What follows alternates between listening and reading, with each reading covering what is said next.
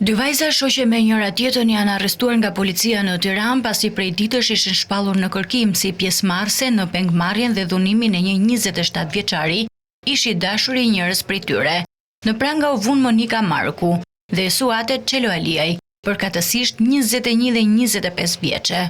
Pak ditë më parë u arrestuan edhe dy bashkëpunëtorët e tyre, Lucian Kimza dhe Asmireld Nimani, ndërsa në kërkim vijon të jetë Klajdi Nimani.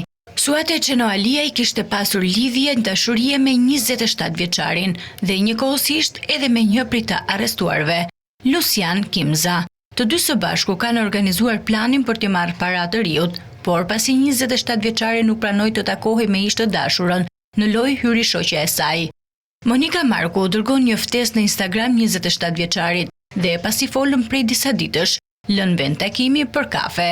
Të rinjtë kishin menduar planin më së miri, pasi kishin marrë një apartament në Airbnb, ku Monika Marku kishte shkuar me 27 vjeçarin. Pikërisht në atë moment, nga tualeti i apartamentit, dalin djemtë e tjerë dhe pasi dhunojnë të riun i kërkojnë atij shumën prej 5.000 eurosh.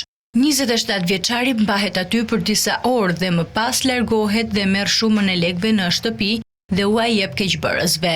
Po ashtu, ata i kërkojnë sërish shumën prej 5.000 eurosh, duke shantazhuar dhe kërcënuar. I riu për shkak të dëmtimeve që kishte marrë ishte paraqitur në spital për të mjekuar, por mjekët njoftuan më pas policinë. Agjentët bën të mundur zbardhjen e ngjarjes pas deklarimeve të tij, ndërsa dhënia e parave prej 5.000 eurosh për herë të dytë u bë me anë të stimulimit për të identifikuar dhe arrestuar personat përgjegjës.